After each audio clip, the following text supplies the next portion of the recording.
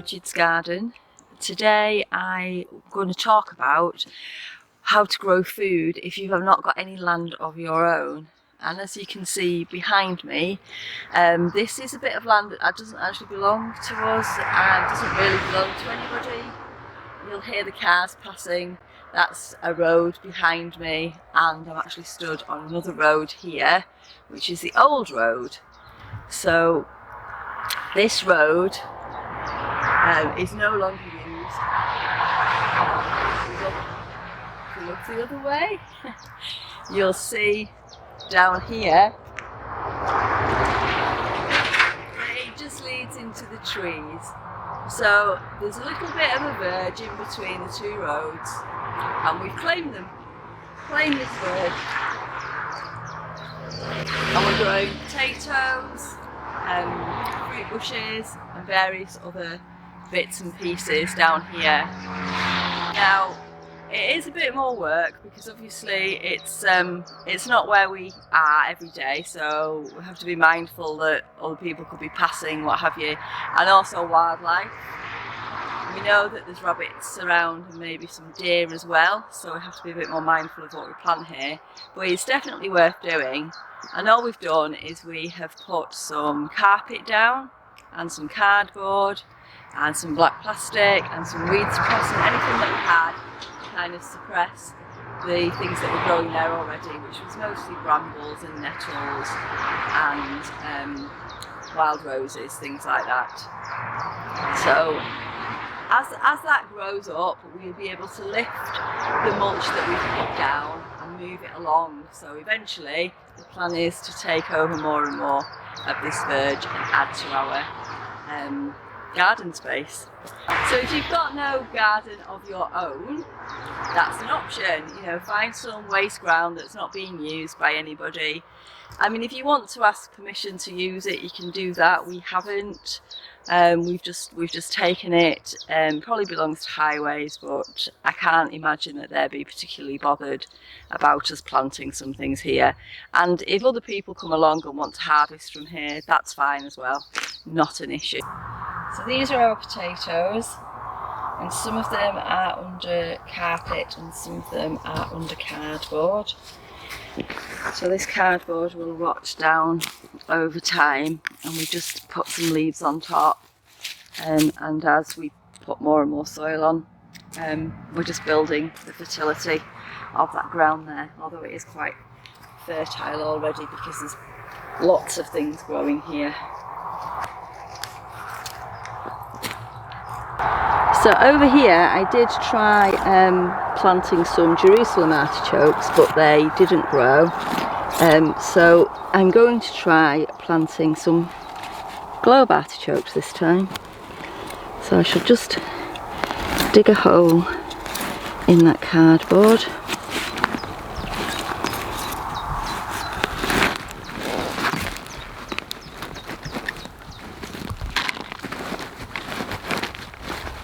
Get through to the soil underneath. Take some of that out.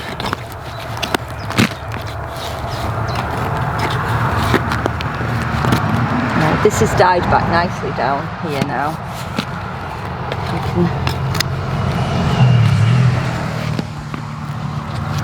So I should pop that in there.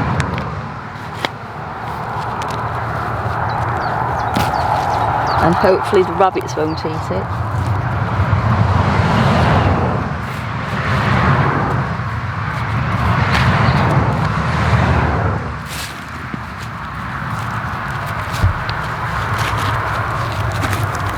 Okay, I've got a couple more of those, so I'll plant those as well.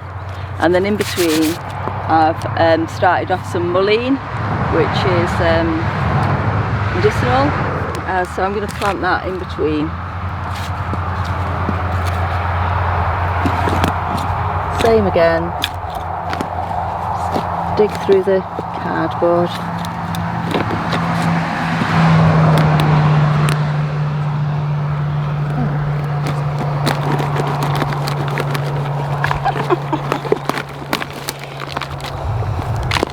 I don't know what that is or how it got there. Is it something from a car or a motorbike?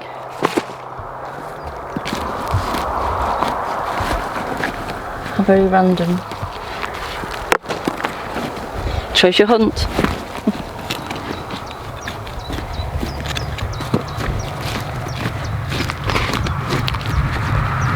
Right, I should pop that in.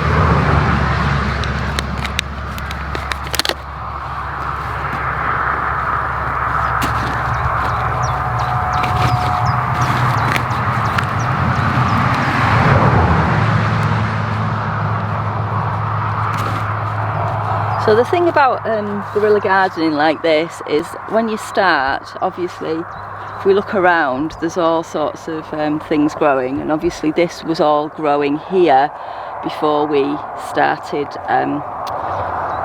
putting this fabric down and things. So you can't really plant seeds into it because it's not ready yet. So the reason I chose artichokes and potatoes was you can just put them under the cardboard and they'll grow quite happily there in the decaying greenery that's underneath. You can as well plant things that have already started, so these little artichokes and mullein, because they're already little plants, I can put those in, but seeds wouldn't work. There's just too much competition for the seeds.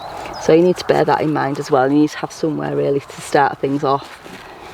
Or you could just put all this over. In some of the areas you can see that we've just put carpet down and there's nothing planted there. And so we're just going to leave that for a year and then we'll lift the carpet and then we'll be able to plant into that ground there.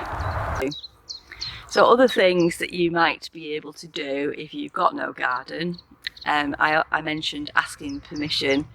You could ask people in your neighbourhood, neighbours, friends, family, if they've got space that they're not using for growing. You could ask them if you could use them. And we also do that. We have a raised bed from one of our neighbours and she kindly allows us to use that. And we give her some of the produce that we produce there. So everyone's happy and it's a win-win situation for everybody. Now if that's not an option, and guerrilla gardening's not an option, the other thing you can do, which isn't really gardening but it's food, is go foraging. And along this track here and around about where we live, there's quite a lot of forageables. So we'll go and have a look and see what forageables there are here as well. Okay, here we have some meadow sweet growing. Just coming into flower now. It's the beginning of July. It's just starting to come into flower, and that is medicinal and edible. And then here we have rose bay willow herb. That will grow a big tall pink spike, and that's edible and medicinal as well. We'll have a look what else we've got around here. We've got some nettle, which you often find most places. We have nettle, and we have, let's just pull this up. Now lots of gardeners hate this because it just goes on forever and you can't get rid of it. It's mare's tail, but that's actually medicinal too, and I make tea with that, so I don't mind it being here.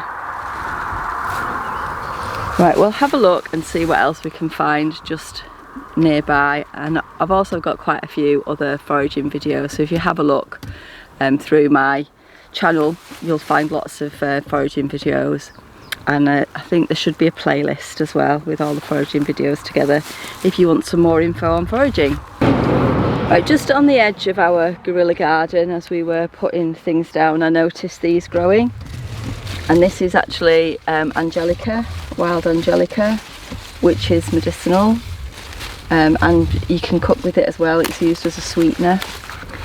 And then just behind that, if you can see there, we have some bramble, and there's lots of brambles along here, so there's loads of berries, and there's lots of roses as well, and hawthorns.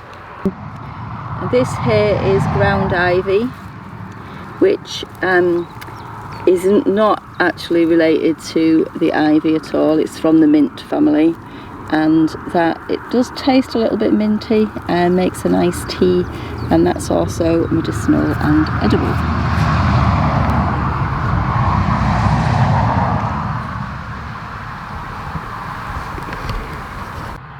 Okay, now we have found some apples on this here apple tree just down the track.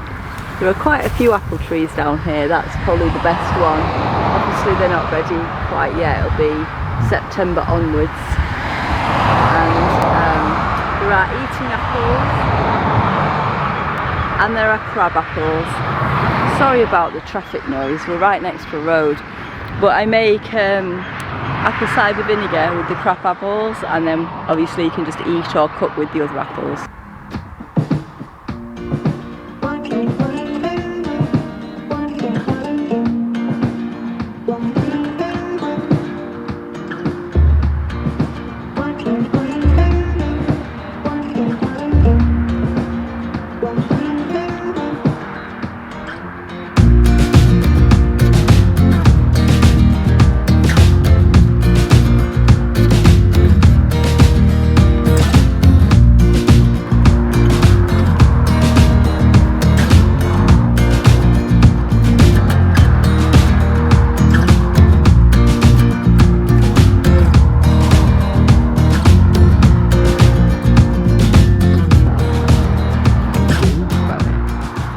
We found some red clover, which is medicinal and edible as well.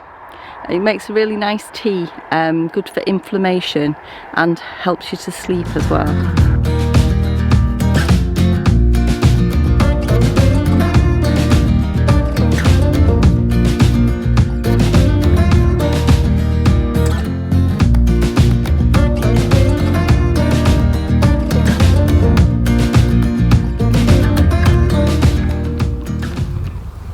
And right next to the red clover there's some white clover, which is also medicinal and edible.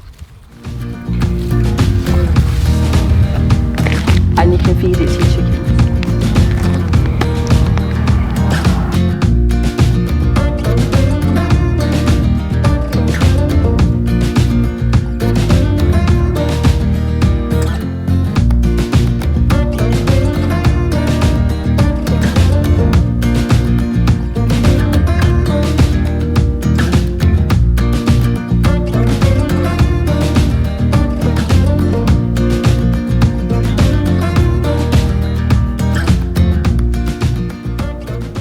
Okay, that's it from me for today. I hope you found that interesting and it's given you some ideas of what you can do if you've not got a garden of your own.